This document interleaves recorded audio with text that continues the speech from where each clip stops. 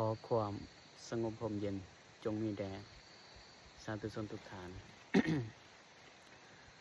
เจริญพรออกตนญาโยมพุทธบริษัททั้งหลาย มื้อนี้เป็นมื้อวันที่30 เดือนมีนา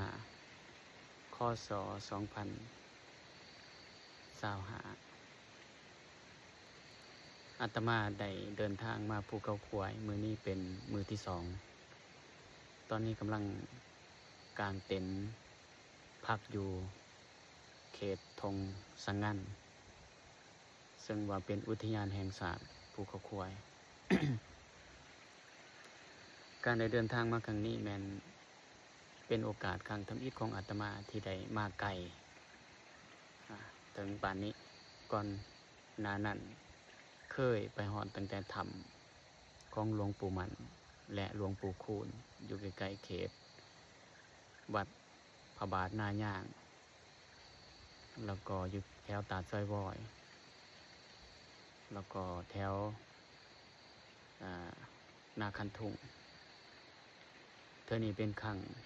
ทำอิฐที่ได้เดินทางห่วมพระอาจารย์ใหญ่มหาอุดรอนุตตโรเพิ่นเป็นหัวหน้านำทีมเขาเอ่ยว่าเป็นการออกธุดงค์อย่างหนึ่งหรือเป็นการออกบำเพ็ญภาวนาตามธรรมภูกูหา เป็นการเรียนรู้ประสบการณ์ใหม่ๆสำหรับอาตมาที่มีครูบาอาจารย์เพิ่นนำหน้าพาทางแล้วก็มีพระสงฆ์รวมกันหลายองค์ประมาณ10 ปลายองค์ขึ้นไปพร้อมด้วยพ่อขาวสีฐานเป็นการแสวงหาความวิเวก ในภาษาทางธรรมคำว่าวิเวกหมายถึงการปลีกโตวออกไปการอยู่สงบวิเวกก็มีอยู่3อย่างกายวิเวกจิตวิเวกอุปธิวิเวกคำว่ากายวิเวกหมายถึงความสงบทางกายความสงบทางกายก็คือเฮาบ่เฮ็ดหน้าที่เวียกงานอื่นๆที่จะเฮ็ดให้เฮามีความสับสนวุ่นวายหรือว่าสิ่งที่เป็นภารกิจต่างๆที่จะเฮ็ดให้เฮาบ่ได้พักผ่อนเว้าโดยนัยยะสูงขึ้นไปนั้นก็คือการที่เฮามีกายวิเวกคือการที่อยู่สงบปลีกตัวออกไปอยู่ในธรรมผู้คู่หาหรือว่าบนที่บ่มีคนหลาย บ่ไปเบียดเบียนคนอื่นบ่เบียดเบียนตนเอง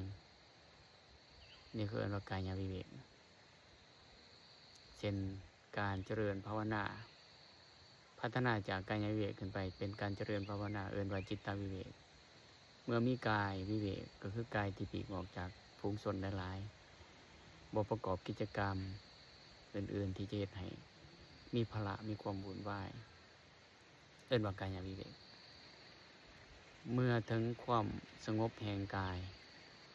ความสงบแห่งจิตก็พร้อมที่จะก่อให้เกิดขึ้น คือเมื่อเฮาเจริญภาวนาตั้งกายตรงดำรงสติมันไปสู่โคนต้นไม้ไปสู่ธรรมไปสู่เอื้อนวางเอาสติกำหนดหูอยู่เฉพาะหน้าคือเมื่อลมหายใจเข้าก็หูเมื่อลมหายใจออกก็หูเมื่อลมหายใจเข้าเฮาพัดภาวนาพุทธเมื่อลมหายใจออกเฮาภาวนาโธเหล่านี้เป็นต้นหรือว่าหายใจเข้าหูหายใจออกหูนี่เป็นขั้นตอนของกายกับจิตประสานกันคือเมื่อเฮาเอาจิตไปกำหนดหูอาการของลมที่มันผ่านกับทั้งผู้ดัง ด้วยสติกำหนดหูว่าหายใจเข้าก็หูหายใจออกก็หูขั้นตอนตัวนี้เพิ่นเอิ้นว่าการเจริญจิตภาวนาเอิ้นว่าจิตวิเวกเมื่อฝึกไปจิตก็จะเข้าสู่ความสงบอาการความสงบของจิตก็จะเกิดขึ้นจากกายสงบและจิตก็สงบเมื่อกายและจิตสงบถึงขันที่สูงขึ้นไปอุปธิวิเวกก็ย่อมเกิดขึ้นคำว่าอุปธิหมายถึงสิ่งที่เป็นกิเลสขาดศึกทั้งหลายทั้งปวงและมีรูปเสียงกลิ่นรสโผฏฐัพพะธรรมารมณ์ต่างๆก็จะเบาบางลงเมื่อมันเบาบางลงแล้ว ก็จะนำไปสู่ความสงบเมื่อจิตสงบกายสงบปัญญาก็เกิดขึ้นทำลายกิเลสเมื่อทำลายกิเลสความคุ้นของมองใจต่างๆความสงบที่สูงสุดที่เกิดขึ้นก็จะนำไปสู่การเจริญปัญญาการมีปัญญานี่ในหลักการก็คือกายเวทนาและจิตและธรรมก็ยอมจะได้รับผลประโยชน์เกื้อกูลจากการวิเวกทางกายการวิเวกทางจิตกิเลสก็จะระงับไปเอิ้นว่าอุปาทิสิ่งที่เศร้ามองทั้งหลายก็จะระงับสงบความเศร้ามองแห่งจิตก็จะถูกกำจัดไปกิเลสแห่งจิตก็จะถูกกำจัดไปนี่คืออานิสงส์ของการเจริญจิตภาวนา เป็น